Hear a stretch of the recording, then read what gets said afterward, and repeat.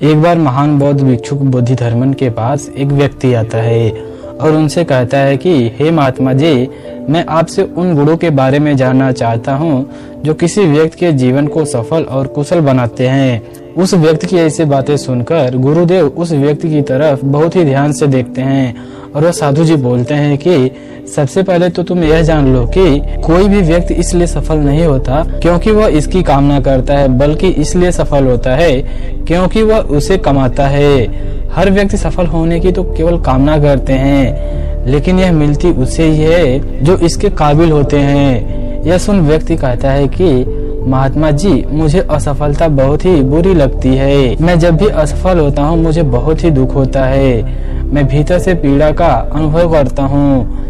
यह सुनकर बोधिधर्मन कहते हैं कि सबसे पहले तुम यह समझो कि योगी संस्कृत में सफलता और असफलता जैसा कुछ भी नहीं होता। जो व्यक्ति इस जीवन को केवल एक विशाल समस्या और एक मात्र सीढ़ी के रूप में देखता है, उसके लिए कोई भी असफलता नहीं होती। जो इंसान इस जीवन में घटने वाली साधारण घटना को भी अपना लक्ष्य बना लेता है, वही जीवन में सफल या असफल होता है। यदि कोई भी व्यक्ति अपने जीवन को एक विशाल संभावना की सीढ़ी के रूप में देखता है और अगर उसके साथ कुछ अच्छा होता है तो वह अपने भलाई के लिए इस्तेमाल करता है उसको, और यदि उसके साथ बुरा होता है तो वह उसे भी अपनी भलाई के लिए ही देखता है, इस्तेमाल करता है। देखो, यदि समय अच्छा चल रहा है, परिस्थितियां आपके अनुकूल हों, तो कोई मूर्ख इंसान भी खुश और शांत रह सकता है। लेकिन वही परिस्थिति हमारे हाथ में ना हो, हमारे खिलाफ हो और हर तरफ से निराशा हमारे हाथ लगे, तो ऐसी परिस्थिति में भी व्यक्ति को खुश और शांत रहने के लिए अपने भीतर कुछ अलग होना जरूरी है। यदि एक राजा के पास अपने शत्रु राजा के सेना की तुलना में अधिक सेना है, तो ऐसी परिस्थिति में एक कमजोर और कायर राजा भी युद्ध को जीत सकता है। अगर हम इसको दूसरी तरीके से देखें तो इसको जीतने के लिए अद्भुत साहस और योजना की जरूरत पड़ेगी। कहने का अर्थ यह है कि हमारे जीवन में विपरीत परिस्थितियां आएंगे ही, या तो हम उसका उपयोग कर सकते हैं जिससे खुद को मजबूत और पहले से बेहतर बनाने के लिए हम उसका उपयोग कर सकते हैं। अब इसका चुनाव हमारी स्वयं के हाथ में होता है, या फिर बैठकर रो सकते हैं। अब इस दोनों का चुनाव हमारे स्वयं के हाथों में होता है, और यह नियम हर चीज के लिए लागू होता है। साधु उस व्यक्ति की तरफ देखते हुए कहते हैं कि मान लो तुम्हारे जीवन में एक बहुत ही भयंकर घटना घटी, लेकिन इसका भी इस्तेमाल स्वयं के विकास और खुशहाली के लिए कर सकते हो। यदि तुम साफ तौर पर यह देख पाते हो कि तुम्हारे जीवन की सारी छोटी मोटी घटना एक सीढ़ी की भांति हैं, उस विशाल संभावना तक पहुंचने के लिए चुनना तुम्हें है। बस महत्वपूर्ण यह है कि तुम कुछ भी करो, बस लक्ष्य केवल एक ही होना चाहिए, विशाल संभावना की ओर जाना। और यदि तुमने इसे निर्धारित कर लिया तो तुम्हारे जीवन की हर घटना तुम्हारे लिए फायदेमंद बन जाएगी। सफलता फायदेमंद है, हम जानते हैं, लेकिन असफलता की बातें करते हैं, तो असल में यह और भी ज्यादा फायदेमंद है। इसके लिए उससे डरना बंद करें, क्योंकि असफलता स्वयं में बहुत ही डरावनी है। यदि आप इससे डरेंगे तो यह आपको और भयानक और डरावनी लगने लगेगी।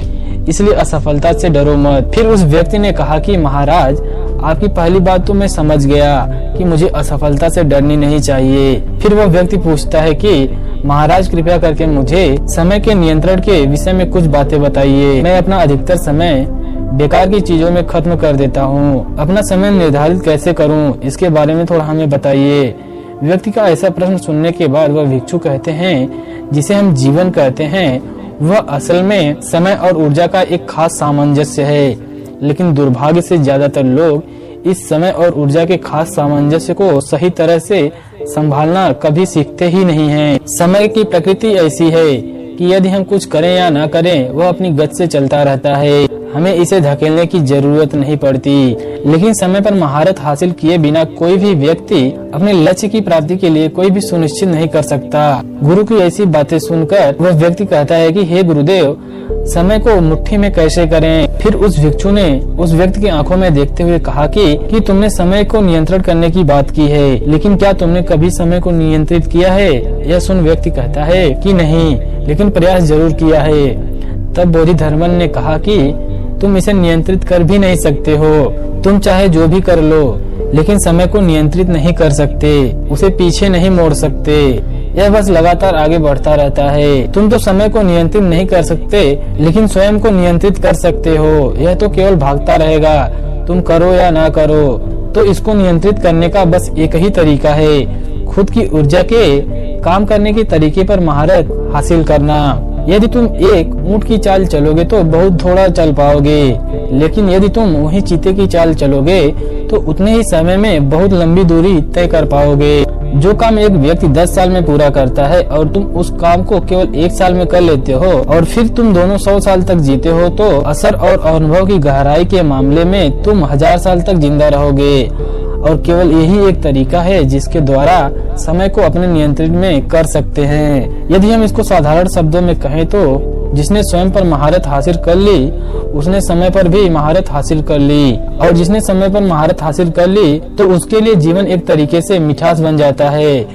इसके बाद व्यक्ति बोधिधर्मन से अगला प्रश्न पूछता है कि हे महात्मा जी, हम किसी भी काम में अपना सर्वश्रेष्ठ कैसे दे सकते हैं? तब बोधिधर्म कहते हैं, क्या तुम अपने स्वयं के जीवन की कीमत को समझते हो? यह सुन व्यक्ति कहता है कि जी महात्मा जी, मेरा यह जीवन कीमती है। बोधिधर्मन कहते हैं, यदि तुम अपने जीवन को कीमती समझते हो तो तुम्हें इस बात को समझना चाहिए कि तुम अपने जीवन को कहाँ लगा रहे हो।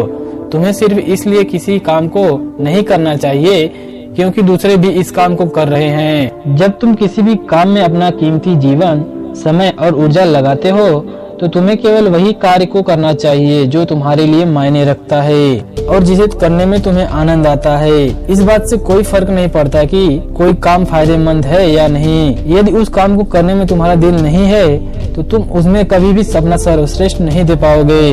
किसी भी काम में अपना सर्वश्रेष्ठ देने के लिए तुम्हें उससे प्यार होना चाहिए, और जब तक तुम किसी भी काम में अपना सर्वश्रेष्ठ नहीं देते तब तक उस काम में तुम मंत्रमुग्ध कर देने वाला प्रदर्शन नहीं कर पाओगे और तुम्हारे साथ शानदार चीजें कभी भी घटित नहीं होंगी। तुम चाहो तो दुनिया का कोई भी काम कर सकते हो, यदि उस काम के प्रति पूरी तरह से समर्पित नहीं होते हो तो उसे कभी भी नहीं तुम कर पाओगे। हो सकता है उस काम से तुम्हारी केवल रोजी रोटी चले, लेकिन उसमें अपना कोई भी छाप नहीं छोड़ पाओगे, न कोई अलग छवि बना पाओगे। फिर बोधिधर्म आगे कहते हैं कि तुमने महाभारत के महान योद्धा अर्जुन के बारे में अवश्य सुना होगा। तीर को निशाने पर लगाने के अलावा उनको कोई भी काम नहीं आता था। उनका पूरा समर्पण केवल तीर को निशाने पर मारने पर था, और वह ऐसा निशाने पर मारते थे उनके जैसा कोई भी नहीं मार सकता था, और इसी कारण वह अपने समय के सर्वश्रेष्ठ धनुर्धर बन गए। कहने का मतलब यह है कि तुम अपने किसी भी काम में अपना सर्वश्रेष्ठ देना चाहते हो तो उस काम के प्रति आपके भीतर प्रेम और समर्पण होना बहुत ही जरूरी है। और जब भी तुम अपने जीवन में किसी भी लक्ष्य को चुनो तो स्वयं से यह प्रश्न करो कि क्या तुम उस काम को जीवन भर कर सकते हो? क्या तुम्हारे लिए वह काम सच में मायने रखता है क्या? और जब तुम पीछे मुड़कर देखोगे तो क्या तुम्हें उस पर गर्व और खुशी महसूस होगी क्या जो तुम कर रहे हो? यदि उसका जवाब हाँ है तो तुम्हें वही काम करना चाहिए। गुरु की ऐसी बातें सुनने के बाद व्यक्ति अगला प्रश्न उनसे पूछता है कि हे महात्मा जी, मैंने बचपन से यह सबको कहते सुना है कि व्यक्ति को कड़ी मेहनत करनी चाहिए तभी उसे सफलता मिलती है, तो क्या सच में कड़ी मेहनत किसी को सफल बना सकती है? यह प्रश्न वह सुन कहते हैं कि केवल कड़ी मेहनत करने से कोई व्यक्ति सफल नहीं हो सकता, और यह दुर्भाग्य की बात है कि बच्चों को शुरू से ही शिक्षा दी जाती है कि उन्हें कड़ी मेहनत करनी चाहिए। पढ़ाई हो या फिर अन्य काम, उसमें कड़ी मेहनत करो, और वह बच्चा फिर कड़ी मेहनत करता है, जबकि ऐसा नहीं होना चाहिए। जब कोई भी व्यक्ति कड़ी मेहनत करेगा तो एक गधे की भांति वह जीवन जिएगा। किसी भी काम को प्रेम के साथ, आनंद के साथ करना चाहिए, खुशी के साथ करना चाहिए।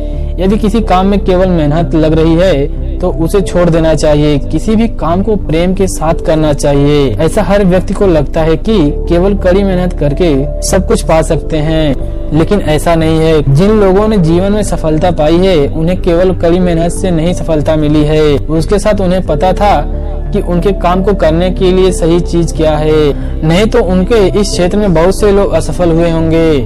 हो सकता है कि वह इनसे अधिक मेहनती हो लेकिन तब भी असफल हुआ हो और फिर बाद में जाकर सफल हुआ हो, क्योंकि उन्होंने सही चीज और सही समय को नहीं समझा कि उन्हें मेहनत के साथ क्या करना चाहिए। इसलिए केवल कड़ी मेहनत से कुछ नहीं होगा। जब तक उस काम को सही तरीके से नहीं किया जाएगा तब तक कोई भी व्यक्ति सफल नहीं हो सकता। यह सुन व्यक्ति कहता है कि हे महात्मा, मैं अंत में आपसे एक और प्रश्न करना चाहता हूँ। जीवन को कैसे सही तरीके से हम जी सकते हैं, उसके लिए हमें क्या करना चाहिए? तब बोधिधर्मन कहते हैं, यदि तुम किसी काम को सही तरीके से करना चाहते हो तो तुम्हें उसके लिए सही जानकारी होना बहुत जरूरी है। उदाहरण के लिए, यदि तुम घुड़सवारी करना चाहते हो तो उसके लिए तुम्हें उसे चलाने की सही जानकारी होनी चाहिए, अच्छे से ज्ञान होना चाहिए। और यही चीज हमारे जीवन पर भी लागू होती है। यदि आप इस जीवन को सही तरीके से चलाना चाहते हो तो हमें जीवन की प्रकृति के बारे में सही तरह से पता होना चाहिए। उदाहरण के लिए, यदि एक घोड़े को चलाना चाहते हो तो उस घुड़सवारी के लिए तुम्हारा साधारण और ऊपरी ज्ञान बहुत है, लेकिन वही कोई घुड़सवारी सैनिक उस घोड़े को युद्ध में ले जा रहा है तो उसे घुड़सवारी का पूरा ज्ञान होना जरूरी है। घोड़े के व्यवहार के बारे में सब कुछ पता होना जरूरी है कि घोड़ा कब कैसे व्यवहार करता है। ठीक उसी तरीके से जीवन में अच्छी तरीके से जीने के लिए तुम्हें कुछ ज्यादा करने की जरूरत नहीं है, लेकिन यदि तुम अपने जीवन को संपूर्ण अस्तित्व और जागरूकता के साथ जीना चाहते हो तो तुम्हें इस जीवन को स्वयं को पूरी तरह से गहराई से जानना होगा। यदि तुमने खुद को बहुत ज्यादा अशांति, व्यर्थ की चीजों से भर रखा है तो इसका मतलब यह है कि तुमने स्वयं को सही तरीके से संभाल नहीं पाया है। यदि तुम यह नहीं जानते हो कि कैसे अपने जीवन को सतर्कता, जागरूकता, उल्लास, संतुलन के उच्चतम स्तर पर रखा जाए, तब जाकर तुम केवल संयोग से ही सफल होगे। वैसे भी तुम इस सफलता को केवल भुगतोगे, इसका आनंद नहीं ले पाओगे। इसलिए यदि जीवन को सही तरह से जीना चाहते हो तो तुम स्वयं को, शरीर को गहराई से जानने में समय लगाओ। इतना कहकर बोधिधर्मन ध्यान मग्न हो जाते हैं और व्यक्ति उनको धन्यवाद करते हुए अपने घर को लौट जाता है। आपको हमारे द्वारा सुनाई गई कहानी कैसी लगी कमेंट सेक्शन में जरूर बताइए। ऐसी ही और वीडियो देखने के लिए हमारे चैनल को सब्सक्राइब कीजिए और बगल में जो बेल आइकन का बटन आ रहा है उसको भी प्रेस कीजिए।